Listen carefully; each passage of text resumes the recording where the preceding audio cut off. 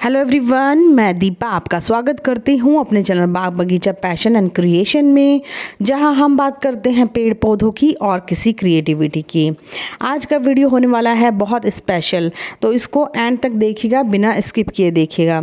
अगर आप बाज़ार से आम का अचार खरीद कर खाते हैं तो ये वीडियो आप ही के लिए है।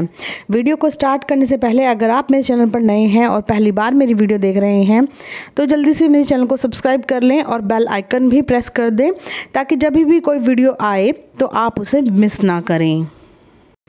अब जून का आखिरी हफ्ता चल रहा है और ये बिल्कुल सही टाइम है अचार डालने का। अगर आप घर में अचार डालते हैं तो इस टाइम जो आने वाली मैंगो कैरीज़ है वो बहुत ही अच्छी हैं, बहुत ही अच्छी क्वालिटी की हैं, जिससे अचार की क्वालिटी बढ़ती है। तो आप यहाँ पर ज़रूर परचेज कर सकते हैं और अचार डाल सकते हैं। आज का वीडियो जो नॉर्मल हम जो ऑर्डिनरी आम का अचार खाते हैं उसी पर है।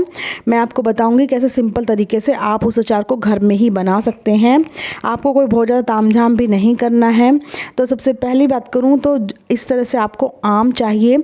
आम आपका बिल्कुल सफ़ेद होना चाहिए।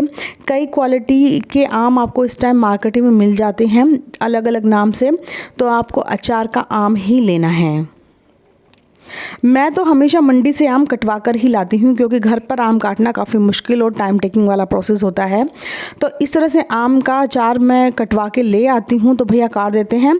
पीसेस आप अपने अकॉर्डिंग करवा सकते हैं, बड़े या छोटे। तो मैं यहाँ छोटे पीसेस कराती हूँ, लेकिन वो इस तरह से रैंडमली कट करके देते हैं कि उन स्लाइसेस को आपको घर पर खोलना पड़ता है, और जो आम की गुठली के बीच वाला पोर्शन है, जिसे हम घरेलू भाषा में बिजली कहा करते हैं, उसको हमें निकाल के अलग करना होता है। वो हमें अचार में नहीं चाहिए।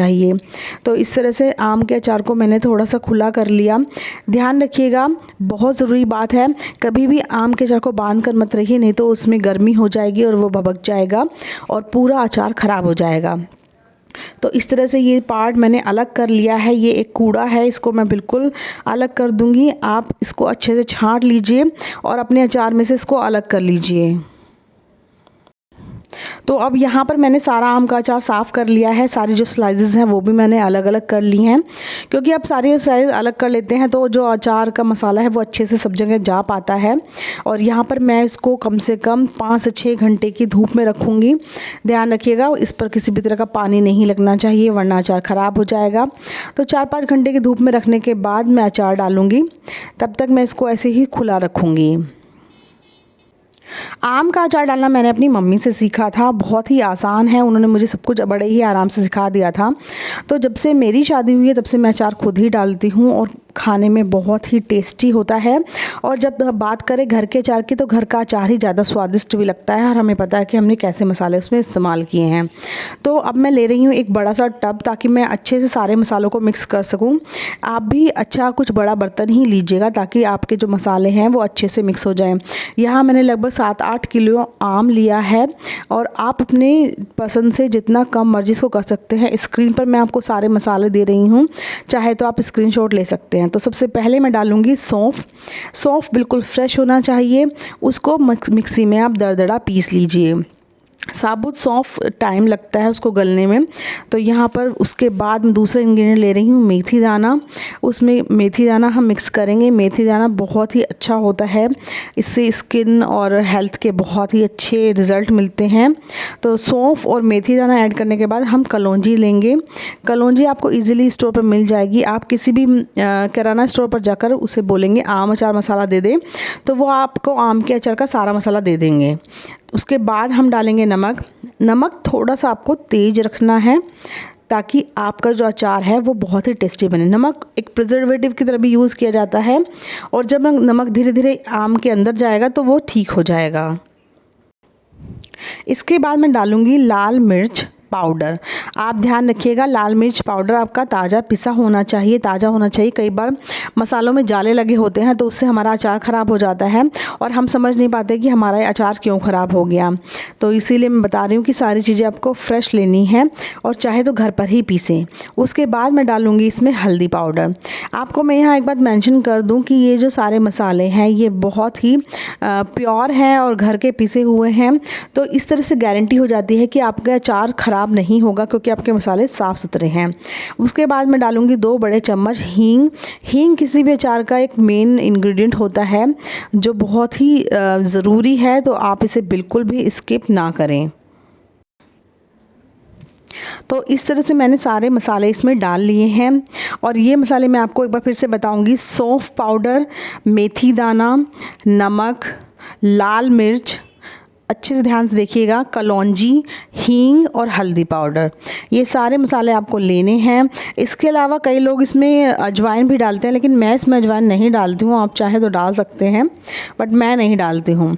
तो ये सारे वो मसाले हैं जो आपको इजीली कहीं भी मिल जाते हैं। इसके लिए आपको कोई दूर नहीं जाना पड़ेगा, कुछ बड़ा काम नहीं करना पड़ेगा और घर में आपका बड़े ही आराम से अचार तैयार हो जाएगा। ये अचार बनने के बाद कम से कम 3-4 साल तक आप इसे इस्तेमाल कर सकते हैं।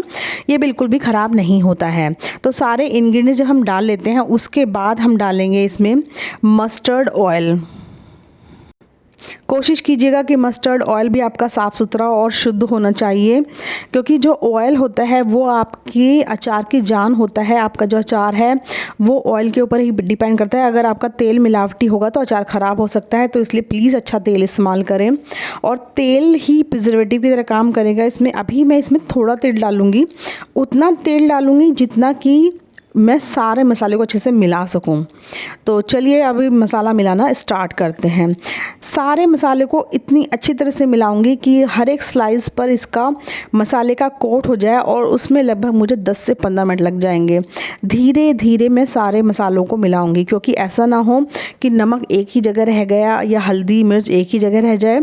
तो इसको बहुत अच्छे से मिलाना होता है, इसीलिए हम बहुत बड़े बर्तन का भी इस्तेमाल करते हैं, ताकि हम अपने हाथ को पूरा अच्छे से घुमा के सारे मसालों को मिला सकें और सारा जो कैरीज है वो मसाले से अच्छी तरह उस पर मसाला अच्छे से लिपट जाए।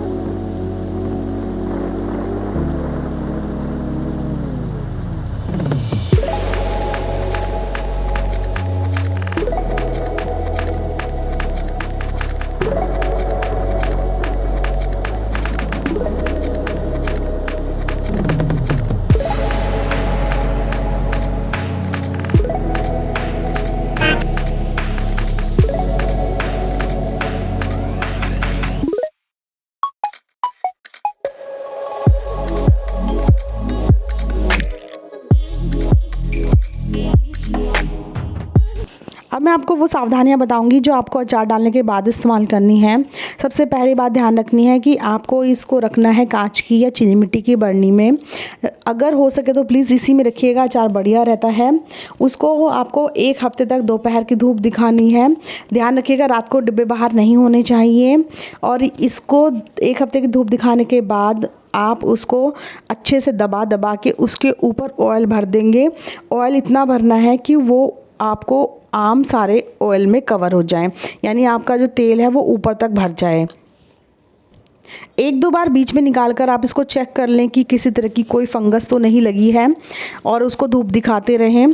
1 हफ्ते के बाद आपका अचार बिल्कुल प्रिपेयर हो जाएगा। उसके बाद आपको ये उठा के 3-4 महीने के लिए रख देना है, उसके बाद ही इस्तेमाल करना है। 3-4 महीने में ही अचार अच्छे से बन जाता है। उसके बाद आप जैसे मर्जी इसको इस्तेमाल कर सकते हैं।